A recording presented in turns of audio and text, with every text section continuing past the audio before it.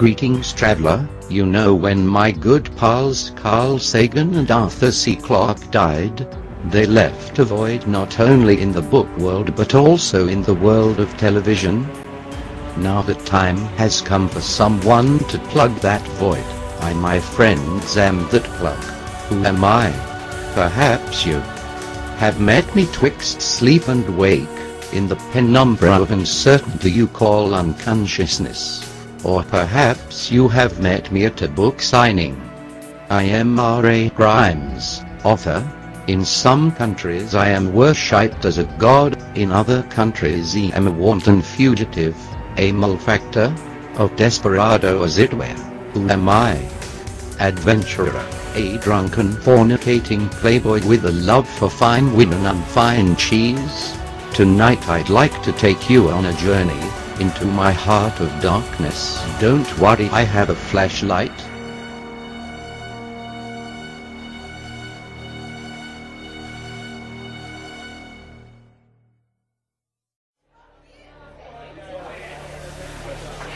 The rise of artificial intellects, godlike massively intelligent machines with intellectual capacities trillions of times above the human level, in this century makes the existence of a deity, a massively intelligent entity capable of creating a universe, seem much more plausible.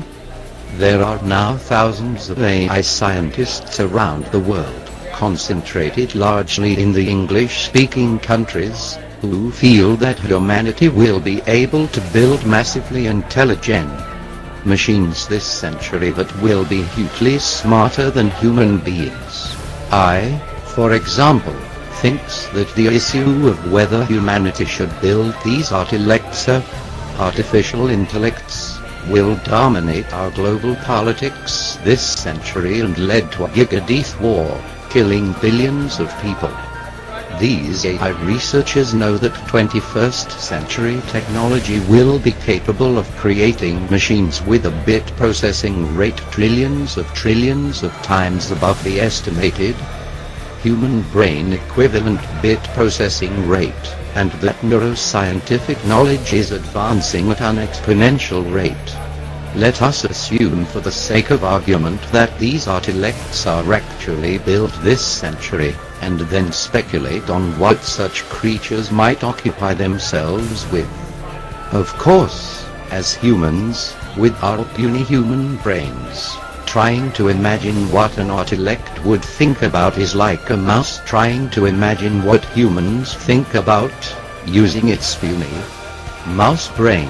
Nevertheless, we will speculate anyway, because some of these human-level suggestions may turn out to be correct. One suggestion that comes to the human mind is that artilects may be so smart and such superb scientists that they may be capable of conceiving and constructing whole universes. This idea seems plausible since Professor Alan Guth of MIT, as a human, has already conceived a mathematical model for how to create a baby universe. He has the conditions, the numbers, on how to do this. If humans with our puny human brains are capable of conceiving the idea of building universes, then perhaps artilects, with all their godlike capacities, could actually construct them, based on their vastly superior ability to architect possible universes. Consider also, our third-generation star, the Sun, is only about 5 billion years old, so it is likely that there are a trillion second-generation stars in our observable universe that are billions of years older, that possibly have planets on which intelligent life evolved and then moved on in an artilectual transition to become artilect gods. These artilects may then have designed their own universes. The obvious question arises, is it possible that our universe was designed by some artilect in some other universe?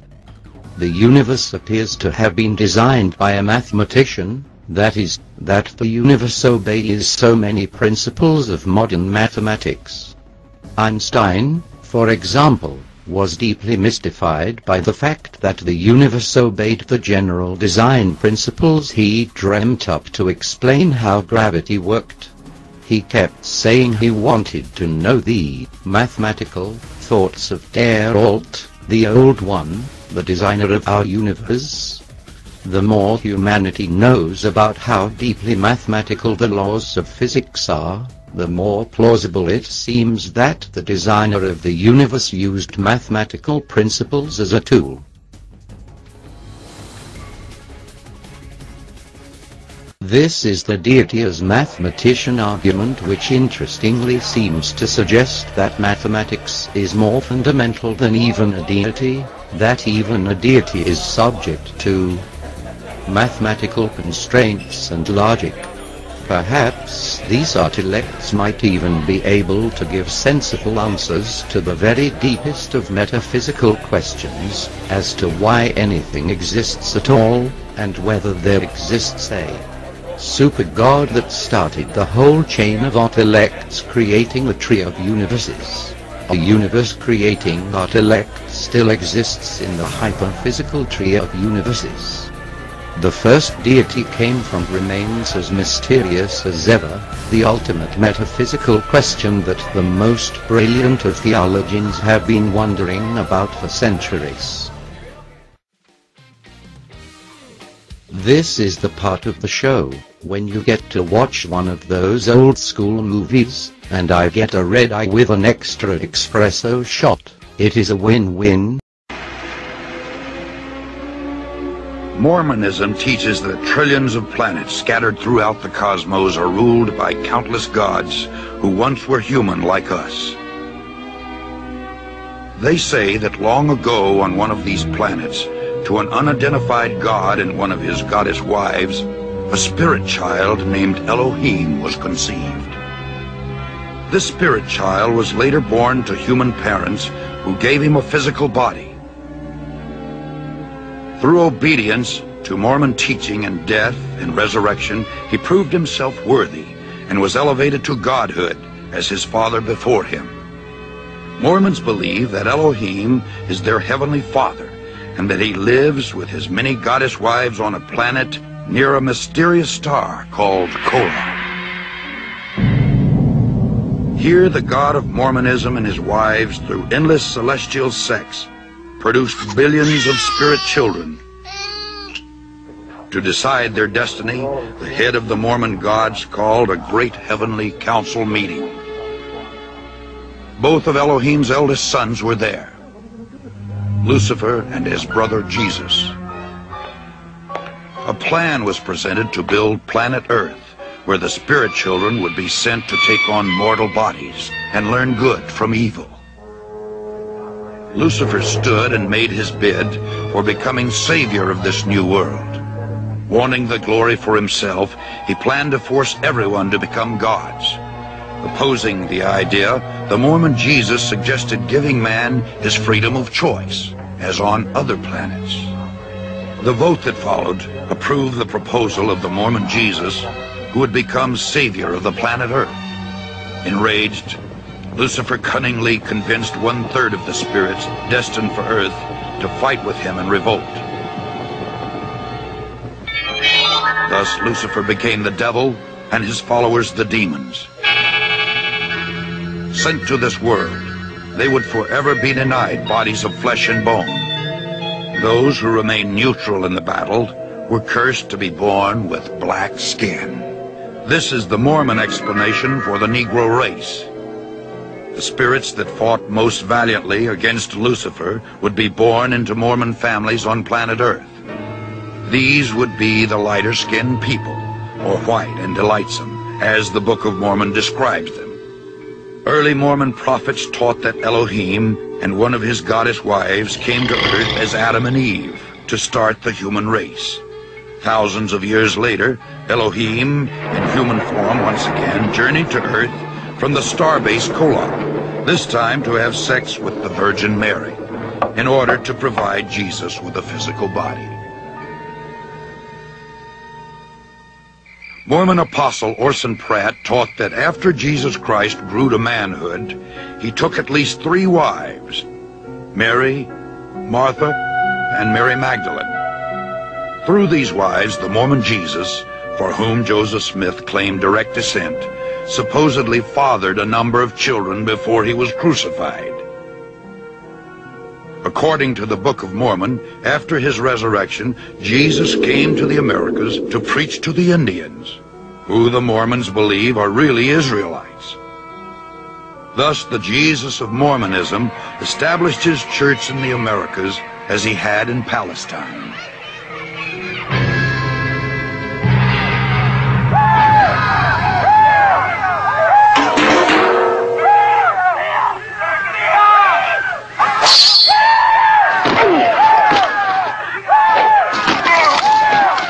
By the year 421 AD, the dark-skinned Indian Israelites, known as Lamanites, had destroyed all of the white Nephites in a number of great battles. The Nephites' records were supposedly written on golden plates and buried by Moroni, the last living Nephite in the hill Cumorah. 1,400 years later, a young treasure seeker named Joseph Smith, who was known for his tall tales, claimed to have uncovered these same gold plates near his home in upstate New York. He is now honored by Mormons as a prophet because he claimed to have had visions from the spirit world in which he was commanded to organize the Mormon Church, because all Christian creeds were an abomination. It was Joseph Smith who originated most of these peculiar doctrines which millions today believe to be true. By maintaining a rigid code of financial and moral requirements and through performing secret temple rituals for themselves and the dead, the Latter-day Saints hope to prove their worthiness and thus become gods. The Mormons teach that everyone must stand at the final judgment before Joseph Smith, the Mormon Jesus, and Elohim.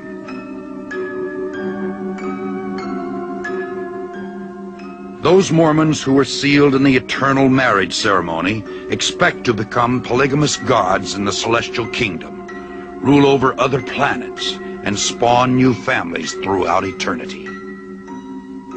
The Mormons thank God for Joseph Smith, who claimed that he had done more for us than any other man, including Jesus Christ.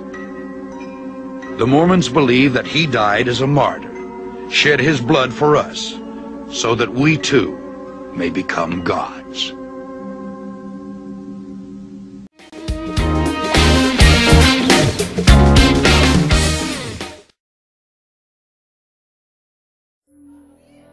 Say you are in a scheming kind of mood and looking to get rich off it. Say you are burning it off. You start by convincing a small group of people, say 5 of them, to each give you some money, say $1,000, with the promise that each month thereafter, you are going to give them $50 back. That works out to $600 over the year, or a 60% rate of return. Not too shabby. These people are a little skeptical at first, but the promised 60% rate of return seems worth the risk. So you collect $5,000, but pay out $600 to each of these 5 people, $3,000 in total, leaving you ahead by $2,000 at year end. So far so good. Here is how you will fund the $3,000 you are going to pay to those 5 people. Not long after the first 5, you find 10 other people to also give you $1,000, with the promise that they, too, will get $50 back each month thereafter. You take in $10,000, and over the course of the year, you pay back the $3,000 to the first group of 5 people. You with $7,000 from the group of 10, plus the full $5,000 from the group of 5, for a total of $12,000. but you still owe the group of 10 $6,000. Okay them, you are still ahead by $6,000.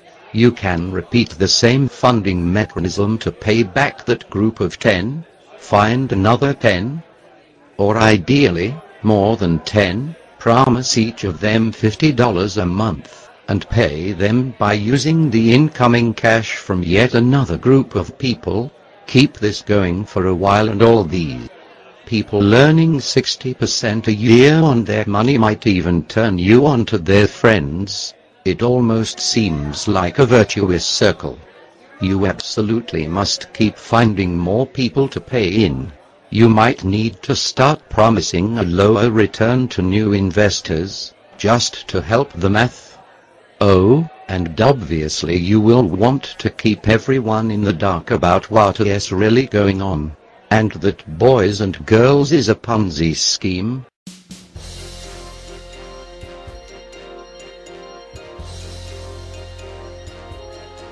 When Social Security was started in 1935, workers paid 2% of their first $3,000 earned, or a maximum of $60.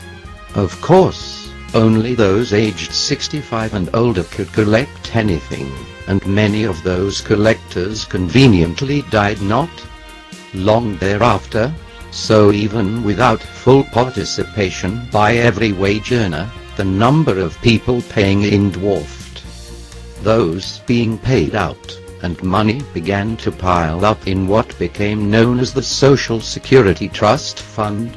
As trends and thankfully, lifespans have changed, the payer-payee relationship has not stayed constant.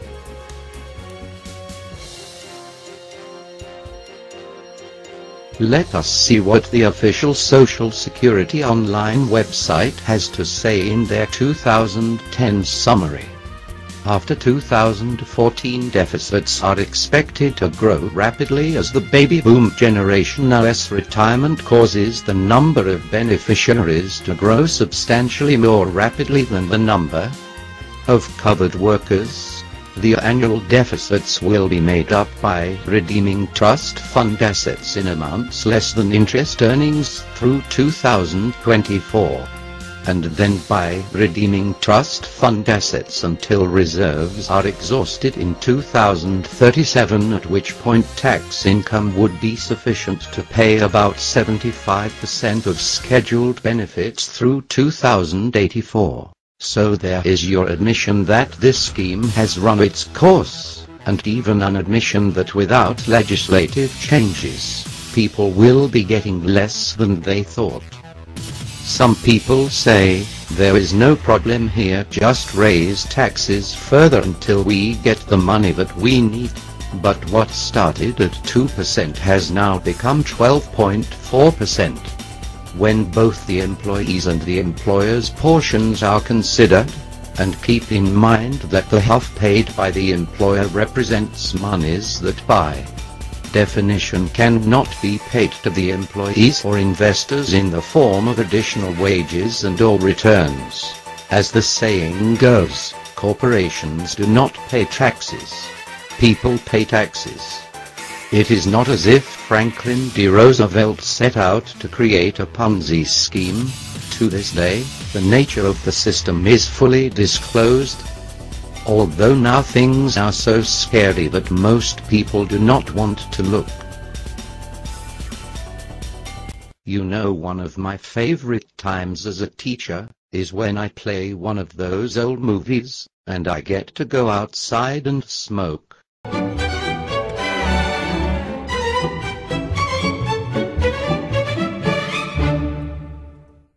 Ah, the government.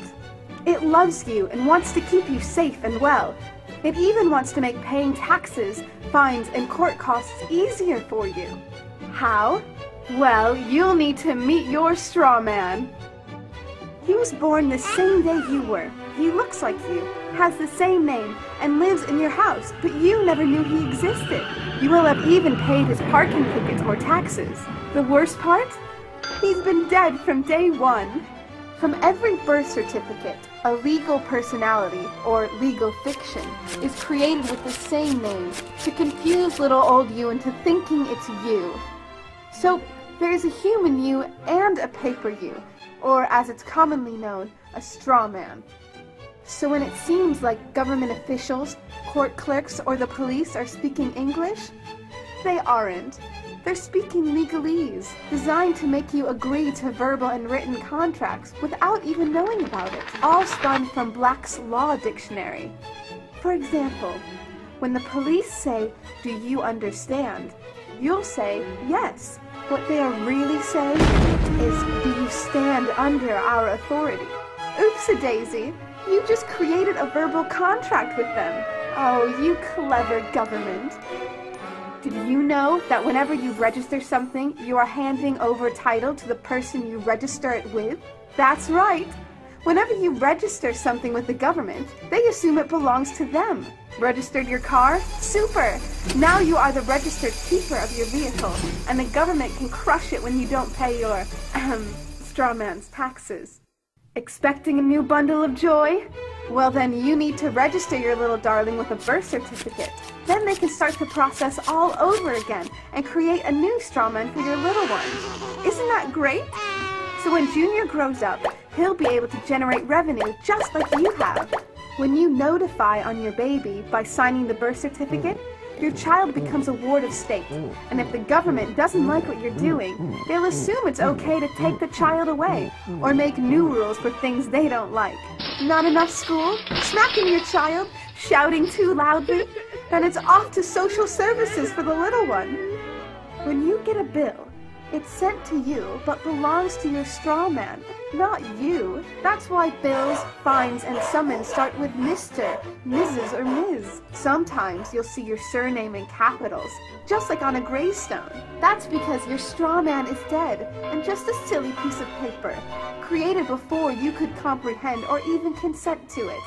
When you go to court, you represent your straw man, so you, the human, take on any costs, fees, taxes, and fines involved for the straw man. The human you doesn't even need to pay them. But you made a contract with the court by appearing on behalf of your legal personality or straw man, just like the government knew you would. Confused? Well, don't worry. The government doesn't want you to know anyway. If you knew, you'd stop paying things like council tax and parking tickets. Because when you go to court, you are representing your straw man. You are you, alive and made of flesh and blood. Your straw man, or legal personality, is a piece of paper created from your birth certificate. And you think it's you.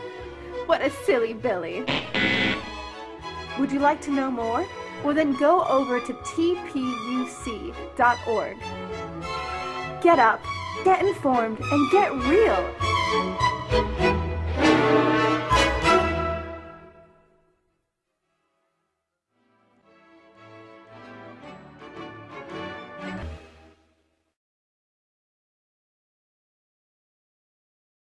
Let's call recycling what it is: a fraud, a sham, a scam perpetrated by big business on the citizens and municipalities of America. Look who sponsors the National Recycling Coalition. Behind America Recycles Day, Coca-Cola, PepsiCo, Anheuser-Busch, Coors, Opens Illinois, International Bottled Water Association, the same people who brought you that other fraud. Keep America beautiful. Recycling is simply the transfer of producer responsibility for what they produce to the taxpayer who has to pick it up and take it away. The Keep America Beautiful campaign started a few years after the introduction of disposable bottles in the early 1950s. Soon bottles were everywhere and states were considering bans on disposables. So American Can, Opens Illinois and Coke got together to basically invent the concept of litter. They said packages don't litter. People do. That sound familiar? KAB downplayed industry's role in despoiling the earth, while relentlessly hammering home the message of each person's responsibility for the Destruction of nature, one wrapper at a time. KAB was a pioneer in sowing confusion about the environmental impact of mass production and consumption. Then in the 80s the industry faced another challenge: the landfill crises that led to recycling. All this eco-friendly activity put business and manufacturers on the defensive. With landfill space shrinking, new incinerators ruled out, water dumping long ago outlawed, and the public becoming more environmentally aware by the hour. The solutions to the garbage disposal problem were narrowing. Looking forward, manufacturers must have perceived their range of options as truly horrifying. Bans on certain materials and industrial processes, production controls, minimum standards for product durability, perhaps even legislation demanding deposits and returnable bottles. Suddenly, the manufacturers became ardent supporters of recycling. So cities have to go out and buy fancy trucks to keep it all separate, and have to pay people to pick litter off the street. All because Coke and Bud and Coors and the glass companies convinced us that they don't fit in the circle of producer responsibility, where products are designed to be taken back. So let's remove recycling from the 3 Rs. It doesn't belong there. Use repair instead. Let's demand returnable bottles and deposits on everything. My friends, the time has come once again. I see the fat lady has left the stage, and she is heading home to me, and I got to put her to bed. You could have spent this time with anyone, but you spent it with me, and that meant the world to me. So until we meet again, watch the skies. I mean it. My uncle was killed last week when an airplane engine fell on his head. Good night.